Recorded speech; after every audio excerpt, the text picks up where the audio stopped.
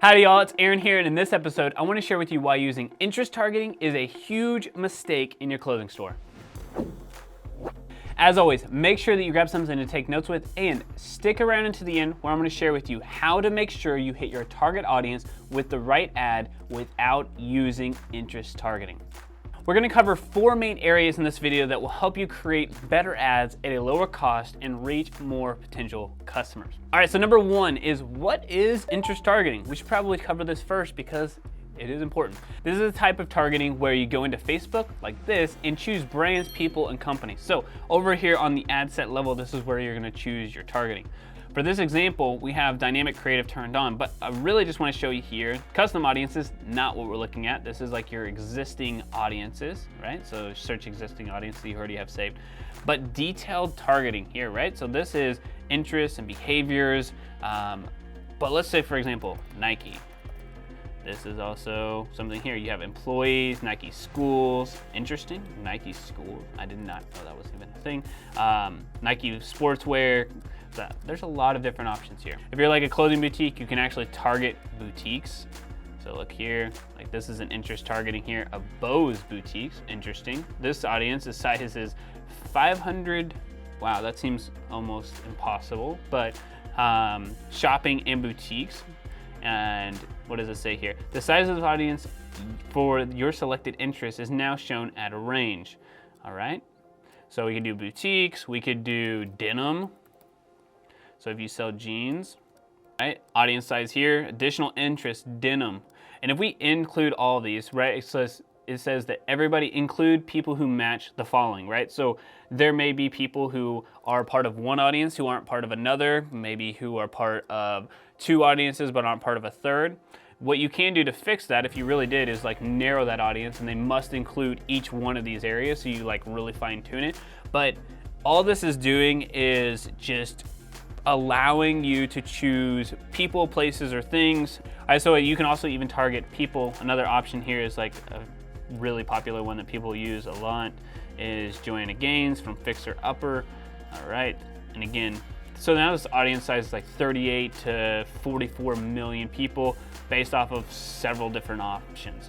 Denim, Fixer Upper, boutiques. Now we got all these different circles that are going on of people that are potentially in this interest group. All right, before we cover number 2 and talk about why interest targeting is unstable, I wanted to say, howdy, my name's Aaron. I'm one of the co-founders here at Branding, and we're an e-commerce growth agency that specializes in helping clothing stores grow and scale profitably online. Now, make sure that you hit that subscribe button and turn on notifications so you don't miss out on any of the latest strategies for clothing stores that we drop every single week. All right, so number 2, interest targeting is unstable.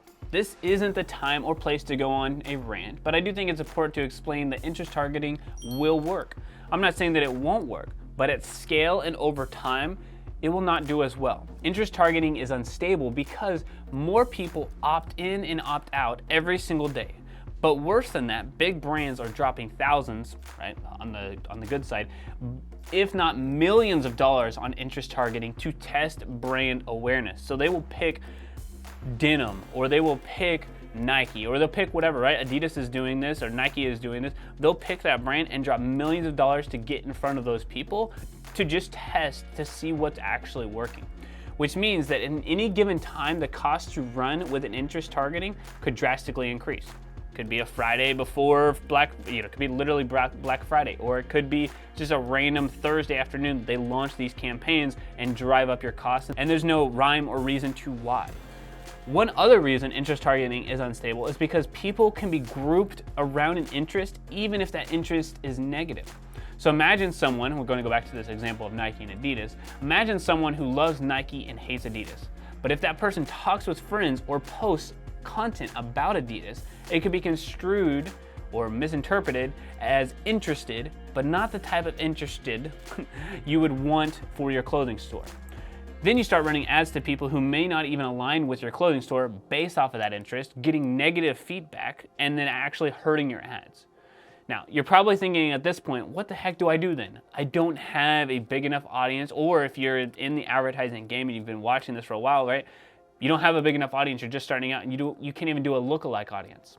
That's why this next one is really crucial. So number 3 is what to do instead of interest targeting. Now, go broad with your targeting, age, gender, and location. And you may be thinking, but there are millions of people on Facebook and Instagram. How will Facebook know, or Meta, how will they know who to send my ads to? Well, let me show you on my iPad kind of how Facebook works so that you can go more in depth with what is happening and how you can capitalize on it. All right, so let me show you on here what is the way that Facebook is choosing these audiences, right? So imagine this big circle is the huge pool of people. For example, in the US, maybe there's 200 or 150, 200 million people that you can actually target. Now, depending on your budget, determines how big of a circle you can go after. Now, your target audience, at any given point, there's only 5% of people who are willing to buy your product at any given point, right? So let's just make this, for example, 100 million people. Of 100 million people, only 5% are ready to buy. Now, for you, your budget may be, let's say, for example, $50 or $100 per day. Your circle is right here. So maybe your target audience or the targetable people that you can reach with your budget may be like 200,000 or 300,000. It says your reach could be millions, but let's just say this is 200,000. And then you only get 5% of that. Well, what happens is, let's say for example, this 200,000, this person that's this size right here is all you can reach. But inside of this pool of the 200,000, only this small section is the group that you can advertise to, because that's the 5% that Facebook's looking for. So Facebook says, okay, here's this big pool of people. Here's your budget to reach that person. And then inside of here is the 5% who are likely to go for that purchase. So which is always why we suggest to go for purchases here, right? You should always have a conversion campaign so Facebook finds those people. But at that budget, at a 5%, it's only going after such a small group of people. Now, imagine, right? I said 100 million for a big audience here. But then you go into an even smaller circle of people who you could actually reach, and then an even smaller circle of people who are ready to buy. But now, let's just do this in a different color. Let's do it in red. Now inside of there, that's your interest targeting. So now you have an even smaller circle, we'll do it here, just out there, that you have to find 5% of. So maybe you have like 20,000 people who are that you can run ads to, and then only 5% of those people are likely to purchase. So what you can imagine is that the competition for those 20,000 are probably pretty high. So it's a very, very small group of people where Facebook's like, okay, well, we'll show it to these people, and now it becomes a bidding war of like, okay, are my costs really high? And is my creative really good, right? And there's a lot of other factors that go into this, but I'm basically competing with everybody to go after these 20,000 people. When Facebook shows you that they're like, hey, this pool of people, this is 100 million people, and who you could reach. But what they don't tell you is that this is the circle that you could advertise to, but because you did interest targeting, this is the amount of people who actually would purchase, and then you chose to do interest targeting, which made it even smaller, and you have that little dot right there that you could actually run ads to, which just drives up your costs, is a lot more competition, and it's really volatile, right? Some days you may have a couple of purchases, some days you won't have any. You may go 3 or 4 days with great purchases, 5 or 6 days with bad purchases, and it's really volatile. So what we suggest, and we'll get into a little bit later, is to open up that pool, and we'll tell you about how to do that here in a second. But I just wanted to give a good visual, hopefully it was a good visual, of like how big that pool is, and then how many people are really ready to buy it. Now, when I say 5%, this is just economics of people who are ready to make a purchase, and that's just literally of any given audience size. It's just 5% of those people are actually ready to buy and would buy right away. Which, if you think about it, 5% of 100 million, that's a very large audience. Even 5% of 10 million, right? That's still a lot of people that you could run ads to make a lot of sales. But when you constrict that to 20,000 people and you can only reach a portion of those people because you're paying a premium for them, that's when you start to run into issues. All right, so before we jump into this last piece of the puzzle, I wanted to tell you about our free masterclass training for clothing stores that will walk you through the 5 pillars that you must have in place for your clothing store to grow consistently and profitably no matter what is happening in the world. If you want access to this free 20-minute training, check out the link in the description down below. All right, so number 4 is to build a campaign without interest. Now for this, I always like to share my screen and walk you through step by step so that there isn't any confusion. So let's jump over to Ads Manager real quick. All right, so now that we're in this campaign, you can see this is my dummy account. We're gonna create this campaign from scratch. The only thing that we're not going to set up is the creative ads. We have other videos to show you exactly how to set up your creative ads. But I wanted to walk you through the first 2 pieces of the setup, and I'll even go into the ads section as well and kind of show you where pieces need to be laid out and then how they will work. So first off, let's go ahead and click create. This is going to change every single time that you come into Ads Manager. I feel like it's going to change for each campaign. Right now, this particular account doesn't have the new updated choices, but what we're going for is exactly the same. We're going for conversions or sales to make a purchase. You can do this one however you'd like. I always like to use caps. I'm gonna put this as a test campaign, do broad, and then the ad names, this is gonna be, I don't know, summer collection. So go ahead and move forward with continue. Choose the manual side of things. It will prompt you to say that it's streamlined and it's faster and whatever else, but you just lose a lot of options. So go ahead and click manual and click through to go through that process. Okay, so first off, don't worry about this for special ad categories unless you're doing something political or whatever else, don't worry about that. We're going for conversions. You can see here, campaign spending limit, not really worried about that as well. A/B testing, again, not really looking at that. Campaign budget optimization, we are going to turn that on. That is CBO. We talked about that earlier. It distributes the budget throughout the ad sets that you choose and throughout the ads that you choose. All right, so daily budget, I'm gonna choose this here. I'm gonna, for example, I'm gonna choose $50. You can choose whatever you'd like, $100, or make sure to grab our calculator and you can determine what budget will make sense for you. If you do want that calculator, just comment the word calculator down below and we'll send you it over for free. Okay, so as you scroll through, you can see the more options. I just wanna show you that, hey, leave this how it is. All right, so perfect there. Now get to the ad set level. I'm going to go for purchase. There we go. This hasn't been set up, but you should have your pixel set up and this should go for purchases here. So I'm also going for website purchases. That's where I'm at. We have a Shopify store, just to give you some background into while we're choosing this. Dynamic creative, this is off. Go ahead and turn it on. What this says is provide creative elements such as images and headlines and will automatically generate combinations optimized for your audience. Variations may include different formats or templates based on one or more elements. Basically, that's giving Facebook a lot more options with your creative to do testing for you, which is kind of like what we said earlier, or we didn't choose earlier, which was the A/B testing. We don't need to do that as much because the dynamic creative is going to take care of that for us. The schedule, don't worry about that. We're an end date. I don't like scheduling things. Facebook will optimize for us at the best time. If we're going for people in the US, it's not gonna run as many ads to people at 3 o'clock in the morning as it is at 7 o'clock in the morning or noon or in the evening. So it's optimizing for us. The next thing here is audience. So we are not going to choose interest targeting, but we are going to choose people in the United States. And for this particular clothing store, it's a streetwear brand out of Dallas, Texas. Shout out, that's where we're at. It is, well, our age range though is at 25 to 45. We're looking for people in the, I don't know, fitness community. That's who we're going after. It's a streetwear brand in the fitness community, 25 to 45 years old. So we're going after age, gender, to location. So age we got down, location we have the United States. If you really wanted to get specific, we could say Dallas, if that's really like the type of clothing that we're going after. But for us, it's more of a, it's a movement, so it's more United States feel. And then genders, this is all male.